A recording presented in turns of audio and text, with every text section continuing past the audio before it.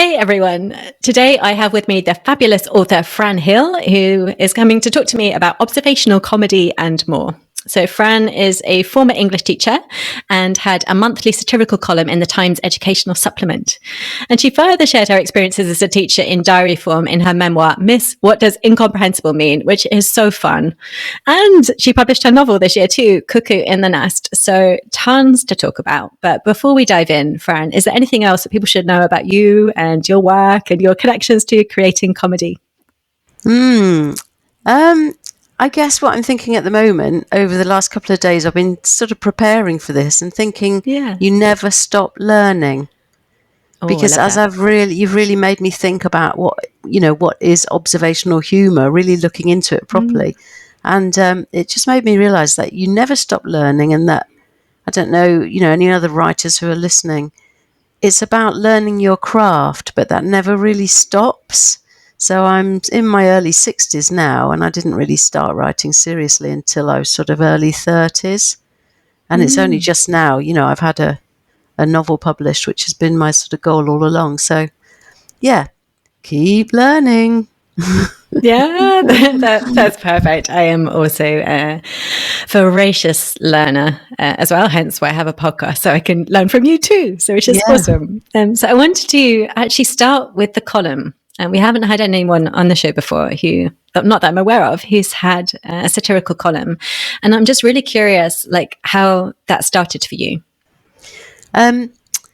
Well, it was I had a quick change of career, a sudden change of career when I was 40, because I was working in the NHS as a medical secretary. That was my first job. And I went to do my English A-level at the age of sort of 38, 39. Then I went to uni and did a degree, and then I trained as a teacher. And I'd already started doing a little bit of writing in some sort of faith-based publications. And I had a little column in what was a national newspaper then called the Christian Herald. And it was one of those back page humour columns, really poking a little bit of fun at the church and just Christian life in general. So when I became a teacher, I saw that there were columns in the Times Educational Supplement, or TES as it's now called. And of course that was now my arena. So I pitched for, I think they had a little column called Thank God It's Friday. And it was just like a mini diary of the teaching week. And that is just right up my street, that sort of mini writing. Because it doesn't take so long as maxi writing. Yes. And I pitched to them, so I got a few of those published, and then a few smaller articles. And then I saw that I think one of the columnists was leaving. I thought, ooh. And that was a sort of 500 words once a month. I think I held that for about 3 or 4 years.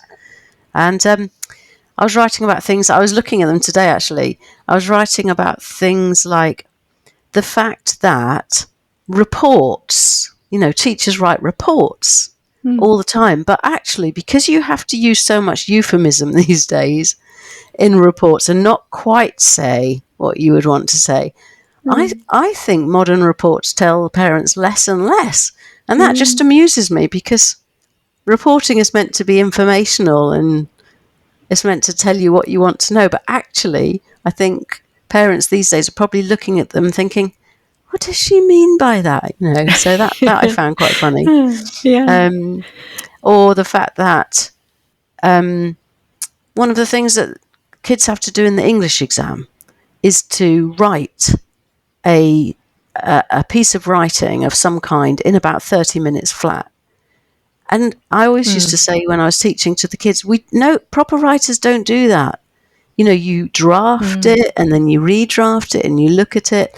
No one's ever going to ask you to write a formal opinion article in 30 minutes after this exam. And that always used to strike me as funny, that we were asking kids to do things that we wouldn't do ourselves.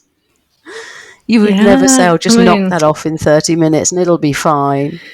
So it's just things like little inconsistencies and the way education was run and things that used to go on in education. That's what I was writing about.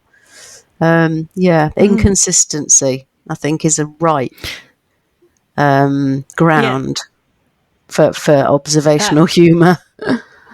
Yeah, when you said that, I was like, that's good actually. Like stuck a little flag in my brain there. And I love, again, like then you noticing where these sort of discrepancies are. And we have a word like reporting and we're not really reporting. And again, like you said, the idea, already you've given me so much vocabulary I think is interesting to think about. Because like you say, euphemisms, there's so much room for misinterpretation. Whereas I definitely remember getting a report, and I'm old enough that it was not euphemism. They just said it like it was. And the hockey teacher said, Danielle lacks the aggressive nature needed to be a good hockey player. And I remember thinking, yeah, that's fair. She just called it out. I don't know if it was laziness or lack of aggression. I've written quite a few articles. There's a magazine called E Magazine, and it's produced by the English and Media Centre, and it's a magazine for A-level students of English and English literature and English language. And so I did an article for them where I had copied a page of my school reports from 1975 and 76 and compared them linguistically, did a linguistic comparison of those comments, which were usually just one sentence or even one word like impossible, ! Or possibly the worst examination paper I've ever seen, I think was my physics teacher. And then I compared them with some reports that contemporary teachers were writing. And in every way, linguistically, they were different. And there was a lot of humour to be found in the comparison, where teachers in the 1970s are just saying exactly what they think and really just, well, like your hockey teachers sort of sentencing you to years of sort of thinking, oh, well, that's not me then. I can never succeed in that. Yeah. Yeah. It's fascinating. Interesting. And I love that you talk in different ways about like that your writing career has happened at different stages, and you've got like a lovely sort of timeline on your website of when different things happened for you. And I like that because sometimes you also hear writers just saying, oh, I wrote since I was 6 and I always knew that was what I wanted to do.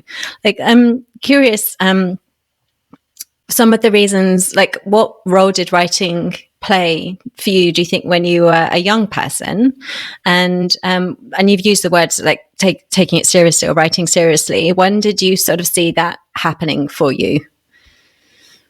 Well, I always wrote terrible poetry as a teenager. And I think lots of teenagers do perhaps have a go and don't tell anybody. But it was interesting because I went into foster care when I was 14, and I'd been in foster care before, but on sort of temporary basis. But this was a permanent foster home.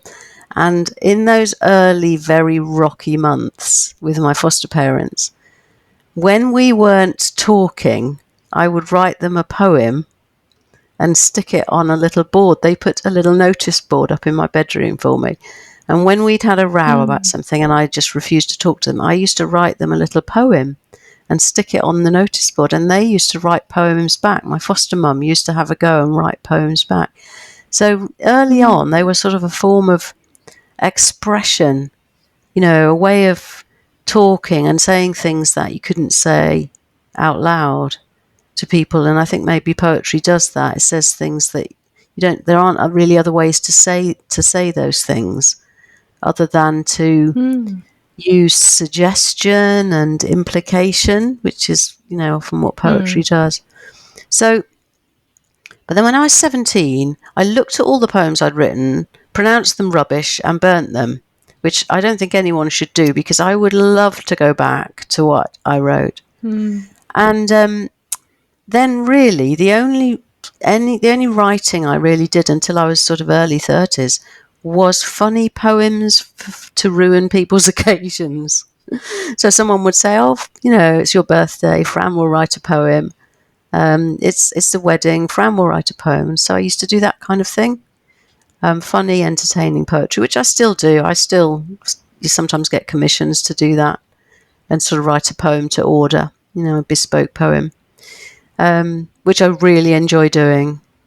But then in my early 30s, when my youngest daughter went to primary school, I signed up for creative writing classes and thought, come on, Fran, do something with this. And that's when I found that writing funny poetry wasn't the only type of writing that I could do. So yeah, it all started there, really, I think, taking it seriously. Ironically, because most of what I wrote was funny rather than serious. Yes. Yes. Well, I love that it's got this lovely, lovely blend, and you sort of not admit to that, highlight that as well, that a lot of your work is both really funny and sad too. It's that combination and being able to pull those things together, particularly in your novel, which is wonderful. It's a particular kind of blend that I love. But I wanted to ask, because I'm wondering if you've always been someone that's had really keen powers of observation and always been able to capture that in some way or not. And if you are, if you feel like that's something you've been able to do for a very long time, how would you help other people to hone their skills if they're like, I want to be more observant and I want to get better at capturing it so I can remember it or share it? Any suggestions? Yeah, I mean, I've never really... It's probably only recently, to be honest, that I've thought of myself as someone who observes like that and writes in that way. But it's more because other people have said, they've read a blog that I've written or something. They say, oh, that bus journey you went on. 'Cause I do write quite a lot about bus journeys. That bus journey you went on and that thing that happened, I would never have seen it like that. Or you're the only person that could make 500 words out of that, because basically you went, I don't know what kinds of things happen. I miss a bus and then get into a funny conversation with somebody or something like that. And they'll say, how did you make something of that? And I think that's the key to observational humour, is making something out of something that other people wouldn't make something out of. So taking trivial everyday stuff and making something from it and seeing things in it that other people might not really comment on. And that just seems to be the way my mind works, is taking something that's really small. And I think one of the definitions of observational humour is taking something that's, tiny and expanding it so that it almost becomes ridiculous or fantastical. And that's when it starts to be funny. So I think that's probably it. It's like, what advice would I give? Yes, not treating the everyday as everyday, but sort of making a note of things that happen to you day by day, and just things like going to the post office or queuing up at the doctor's, or funny things that happen to you, and you just think, oh. And I think maybe just hang on to that for a while. Think, is there anything I could make of that? And you can pick any incident. I think you could probably sit down at the end of a normal day and write down 10 things that happened to you and think, okay, is there anything in that? Because I remember at the time thinking, oh, that's a bit weird. Well, that's a bit fun. Oh, that's funny. And I think, is it Peter Kay, part of his comedy routine, he just keeps going, well, what's that about? What's that about? And that's the key, I think, to finding the funny in it. Michael McIntyre does the same thing. Talking about, there's a very famous sort of routine that he does about what men keep in their man drawer.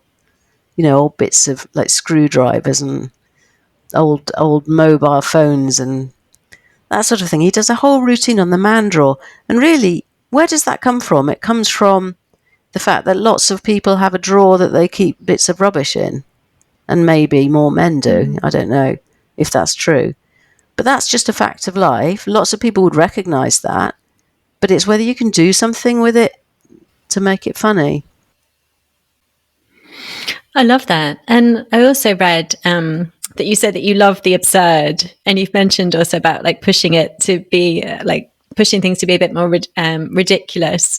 And do you have any suggestions for ways of, you say, I love this idea of thinking about maybe 10 things that you've done or seen. Where does the absurd come in for you, do you think?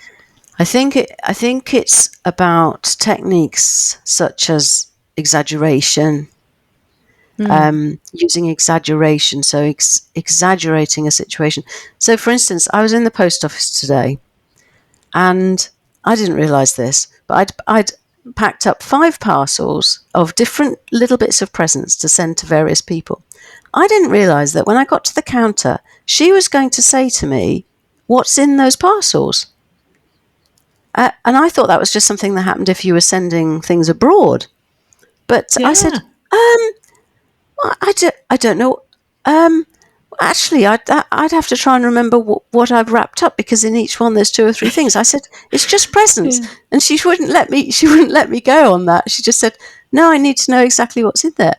So I found myself in this queue telling her all the boring things I've sent to people, like tea towels and notelets. And the more I said it, the more I thought, this is ridiculous. I'm having to confess. It's like the confessional. I'm confessing my terrible present buying to this person behind the counter as if I was in church. And once you've got that idea, then I've already started exaggerating it. So then what if is the question I always ask myself when I'm trying to sort of create something funny. What if I had bought people, I'm just making this up now, but what if I'd bought people really terrible things? You know, like horrible presents, like dead frogs and, you know, I don't know, a bit of dog poo in an envelope. What if I'd been sending ridiculous things? Or what if I was lying and actually I was sending like gold ingots or something like that? So it's a case of what if and then exaggerating. And I also think another key is using really specific detail. So I suppose staying with that sort of story, I might say that you know, rather than just saying, oh, I was ashamed because I was sending rubbish presents, what kind of presents, actually making up specific detail. But I think often it is about stretching it and asking what if again and again and making it bigger and bigger until you're finding it funny.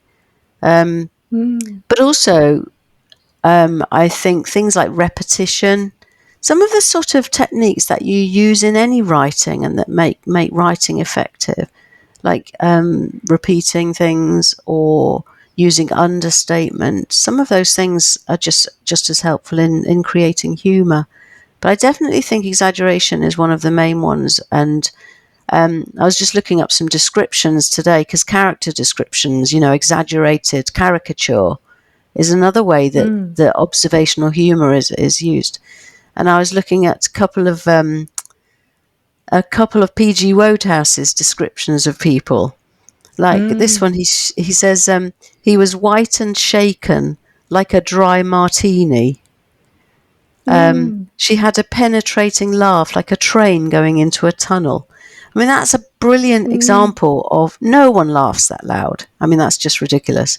But he stretched it and exaggerated it, a very specific image which we can all relate to, and exaggerated beyond the rational. And I do think that's the key. Yeah, no, it's given me so much to think about, because even as you're saying it, I'm like, oh, yeah, I still have really specific character descriptions written by P.G. Wodehouse in my head that, like, from where I remember the petrol station where I was reading the book out loud, and it must have been like 8 years ago, but I remember this particular one about this child. It's like, yeah, you're right, but it was big, it was exaggerated. So I love really that. I love this idea of memorable, stretching. Yeah. Really memorable. I love this idea of repetition, because now I'm picturing you with all your parcels. Yeah. There's just one last one I had written down. Yeah. He was a tubby chap, looked as though he'd been poured into his clothes and had forgotten to say when. Oh, I just think that's just so good. Yeah, absolutely. And do you still keep a diary now? Because your memoir, Miss What Does Incomprehensible Mean, is in diary form, and I've got some questions I'd love to ask you about that. But do you still keep a diary now, or has that changed now that your writing life has changed?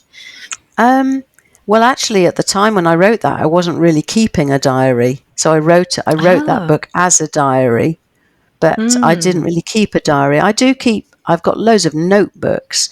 So I suppose keeping a diary, I don't really keep one day to day, but I do write things down all the time that I think I might write about in the future. So little observations, or if I see something funny. Because you know what it's like. Something funny happens to you, and then 3 hours later you're thinking, I know I was going to write about something that happened today, but what was that thing? And I can never remember because my memory is shocking. So that's really the kind of journaling I do. But yes. I love that. And yeah, I'd love to ask about the memoir because I was curious about the structuring and editing of it, because you make it look so easy and so natural, but I know it's not, to make it all just flow and make it seem, like these spontaneous entries. So I just remember, like, what did you find helpful at the time in terms of structuring or editing? One thing that was really helpful for structuring, because it's a year in my life as a teacher, I had the school calendar. So I just took one of my school planners, those ones that teachers write in all the time, write all their lessons in and their registers and things like that.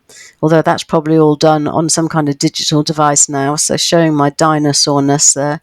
But I took my teacher's planner for a year, and it meant I could plan a whole school year, because although the events in the book do occur, have occurred to me, have happened to me, I couldn't put them in exactly as they were. So they've all been jumbled up. Different events have happened to different characters and in different places, because as a school teacher, even as a retired one, you can't just write things that actually happened in the classroom or name people. So I had the school year, I had the school planner, so I wrote in things like parents' evenings and structured some of my writing around that. The diary form, once, because that was commissioned by an editor I already knew who was working for SPCK, which is a Christian publishing house. It's the biggest one in the UK. It's a big one, but probably not well known. And he'd been saying for years, Fran, because he'd read my blog material, I think, and liked what I wrote. And I'd sent him other failed projects, which is another lesson learned, is that, if somebody rejects one project, try again with something different. They're not rejecting you. And I think I went back to him 4 or 5 times and said, Tony, what about this one? And he'd like, no, it's not quite right for us. But he said, Fran, why don't you write something like the James Herriot Vet books, only like All Creatures Great and Small, only from the point of view of a teacher. And it wasn't until I'd stopped sort of teaching in a mainstream school that I felt I could do that. And then I said, what do you think about writing it as a diary? Because initially it wasn't going to be a sort of diary. And it was interesting because even though I'd been teaching English for sort of 20 years, I found the diary writing, it didn't come naturally because I'd never really written a diary in that style. And he had to help me a little bit with that. Things like, to make it authentic, you don't put things in your diary which you know about yourself. You can't write down, oh, today I went to work, sort of thing. The things that you know about yourself. So that took a little bit of tweaking. And also, horrors, he was asking me to write ungrammatical sentences. He said, you can't just keep writing in beautiful... I know. Oh, no. Yeah, exactly. You can't just write perfect sentences, Fran. You're going to have to start some of these sentences without the subject and just start them with the verb, and like palpitations. But once I got into it, I was thinking, yeah, this is right. This works. So yeah, it was quite hard work. But once I was there, once I had that voice, yeah, it was better after the first. But you clearly did a good job, because you had me fooled. I was like, Fran is a professional diary writer. Like, she must just be brilliant at keeping diaries. No, exactly. Nothing like it's really all inadequate. I love it. And when you came to write your novel, like obviously you still have this like really finely tuned like powers of observation, and it also sounds like I don't know, like from the outside projecting, it seems like you've already really like developed a really strong voice by then, in terms of like this really, you know, beautiful blend of funny and sad. Would you say that, like, if you agree with me that those were strengths that you already had going for you, what do you think were challenges when you came to then, like, taking those observational powers into fiction? I'm asking this with vested interest because I'm also writing fiction, and it's kicked my butt quite hard. So, what did you find challenging? Yeah,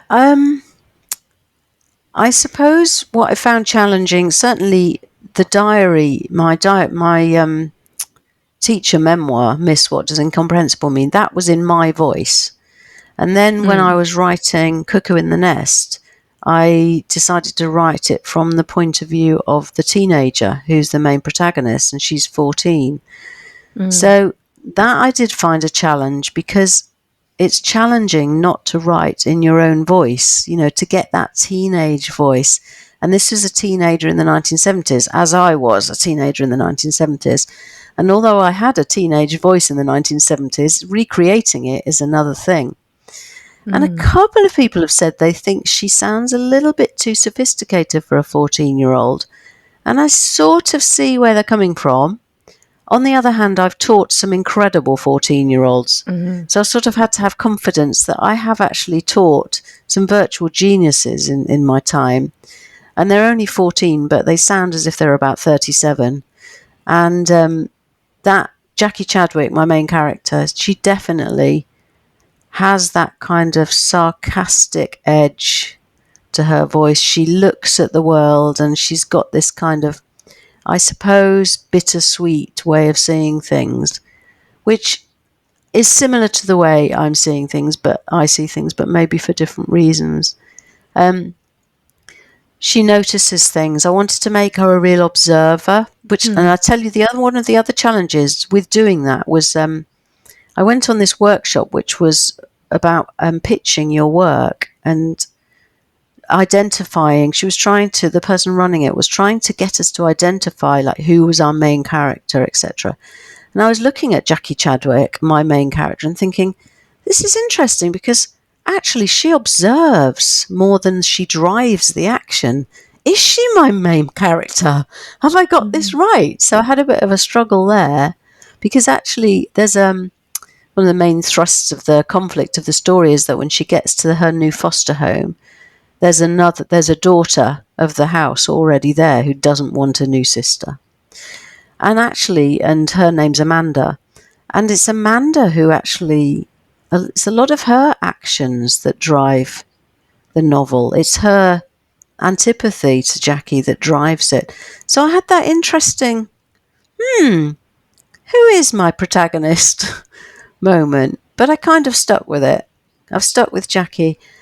One of the new things that you've made me think about, and I knew this was coming up, and I was thinking in terms of observational humour, and I was thinking about hypervigilance, because when someone grows up in a traumatic situation, as I did, and Jackie does in my novel, hypervigilance kind of becomes a way of being, so that you are always watching. And it made me think, to what extent, they always say, don't they, that a lot of comedians have had really tricky starts to life. There are lots of comedians who've been very depressed, and they're completely different people on the stage. They can do the clown thing. But it's really made me think over the last few days about the link between, I wonder if anyone's ever written a thesis on it, because I'd love to read it, the link between hypervigilance and comedy, the link between growing up in traumatic situations, learning to have to watch everybody because you don't trust the world, and being able to see things in a way that other people don't. Like, you see the detail because you're always looking for it. And I just think that is so interesting a concept. So I think that's what I've done with Jackie Chadwick, that character. She watches because she has to watch just to make sure that she's safe. And yet that has somehow can also be made funny. Not sure how that happens. Yeah. But it does. And I think that's as an incredibly astute observation. And if someone hasn't written, I've never read that, but it makes so much sense to me. And I'm like, oh, Fran needs to write a thesis on this. Because it is fascinating, because there is a certain kind of privilege almost to feeling so relaxed that you don't need to pay attention to things, isn't there? That you feel so safe that you can just sort of I know that I've met certain people in my life that I'm like, wow, they don't even feel like they need to pay attention. And that to me seems like such a bizarre state. So I think it's very interesting. And I think that the term hypervigilance is really interesting. And that's a very interesting link. Makes a lot of sense to me. And that also interesting, like you say, then how we make the jump to that being also to comedy. And it sounds like humor's always been part of your voice as well. And I am self-declared very geeky when it comes to comedy, about how it relates to humans and what function it fills and why we do it. I'm really quite serious about it, because I do think it's this amazing biological mechanism that can diffuse things and connect us. Sociology. It's sociological, isn't it? It's all about how humans behave. And observational humour is very much looking at how humans behave. I love I follow on Twitter or X, that Very British Problems. I don't know that. Very British Problems. It's all about politeness. Lots of it is about politeness, the things we do to be polite. And, what does it really mean when you say to somebody, oh, thank you, that was lovely? It could mean loads of things. It could mean I absolutely hated it. Yes. Or the polite things we do to try and leave, or to try and get rid of guests. Yes. At the end of the evening, and you say things like, anyone else want a cup of tea? Or, ooh, busy day tomorrow. Politeness. And I'm really fascinated by politeness, and especially living as a Brit, we're known for our politeness strategies. And it's something we used to study. Well, they still do, the ones still teaching it, but something I used to teach in English language, in linguistics, is politeness strategies, because they are a thing. The kind of way that you use language in order to say something. Again, we're back in the euphemism, aren't we, really? But the way you're trying to say you're trying not to say, will you please leave my house? It's late. And there are all kinds of ways of doing that: understatement, exaggeration, using different kinds of wordplay. It's really fascinating as a subject. So I think that's observing how people behave and how people talk. And of course, it's something we all do, and that's why it's so relatable, I think, observational humour, because it's something it's a situation we've all been in. And in fact, observational humour doesn't work if what you're observing is practices that a minority of people do. Yeah. It's got to be things that we all recognise. Otherwise, it doesn't resonate. Yes, that's the perfect way of putting it. But as you say, but you have the power, and have developed the powers to take that small thing and unpack it and convey it in a way that then someone else can come along and recognize it and have that laugh of recognition and resonance. But it takes that extra kind of time and eye and craft to pull it out into the light and say, look at us doing this funny thing. This makes no sense. Why do we do this? Endlessly fascinating. Oh, I love that. I've like 1,000 more questions I want to ask you, but I'll just ask you 2 or 3 more. One of them is, you've mentioned your poetry, and I was looking at the service that you offer on your website for people who have weddings, but also funerals. And I was really curious about that, because then you're taking other people's observations of their loved ones, which to me is completely fascinating. So it's not an easy question, but just anything that you've learned or thought about in terms of taking people's observations of their loved ones and then you crafting it into a poem. I think if we're specifically talking about funerals, it's interesting how if you ask people, because what I would normally do, I'd normally find out how big or how long a poem somebody would like, and then ask them, have a phone conversation with them, and just write some notes as they're talking to me about their memories of the person who's died. What was that person's special possession? What was that person's favourite place to be in the house? Did they have any specific memories of holidays with that person? So I'm looking for as specific information as possible. And what people normally say, after the finished article is, I could never have put it into a poem. I couldn't have put those things together. They're all my memories and they're all my observations of that person. But somebody to be able to put it in a poem and then for it to be delivered just gives it such more emotive power. And also, as I'm writing a poem like that, I'm making connections and links between the things that they've told me. So very often, say you had about 6 verses in a poem, I might find that they kind of collect into themes. So one verse might contain a couple of memories, and one verse might be about possessions, and one verse might be about a birthday and something that happened.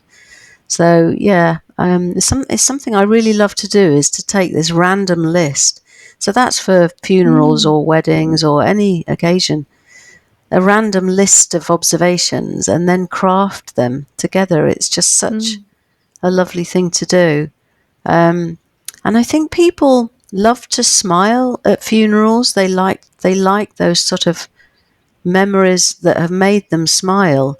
And so, can't remember quite what I say on my website, but I think it is that, I'll make something that is it's not going to be belly laugh funny like I might do for a wedding if I could, but it's going to be gently humorous.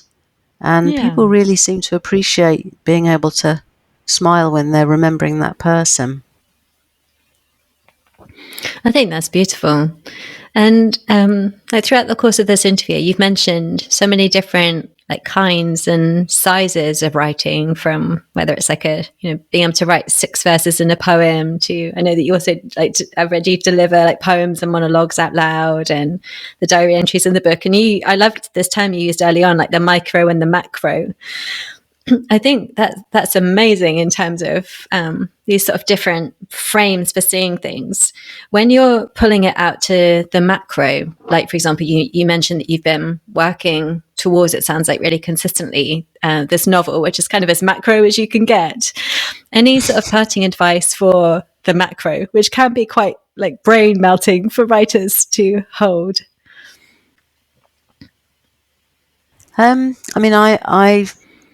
a planner. I do tend to like to know where I'm going. Yeah.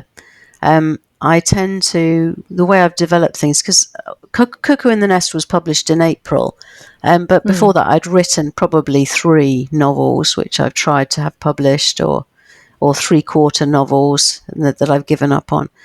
And I do like to plan, and the more I write, the more I plan. And what I'm doing at the moment is I end up writing a synopsis first, which is the ultimate planning, really, because then you know everything that's going to happen.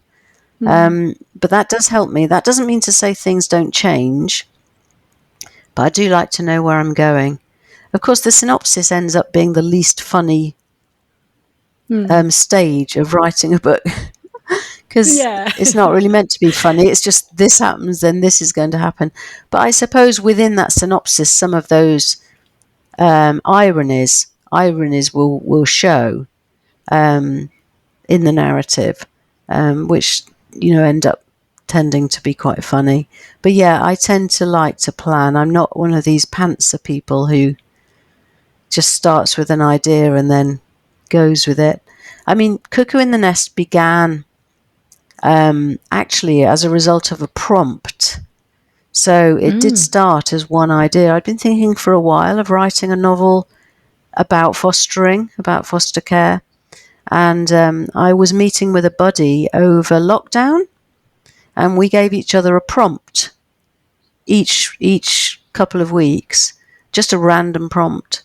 And I think that one started with the prompt yellow. We said, let's write about yellow things. So it could have been about a banana. I mean, history could have been completely different. But I wrote about this yellow room, this foster child being walked around her new room, and the foster parents have painted it yellow, and they see all kinds of optimism in it, and she doesn't see the optimism. And it's interesting because actually when I first wrote that scene, I wrote it in the foster mother's point of view. Her showing the child round, and I read it and reread it. I thought, this doesn't work.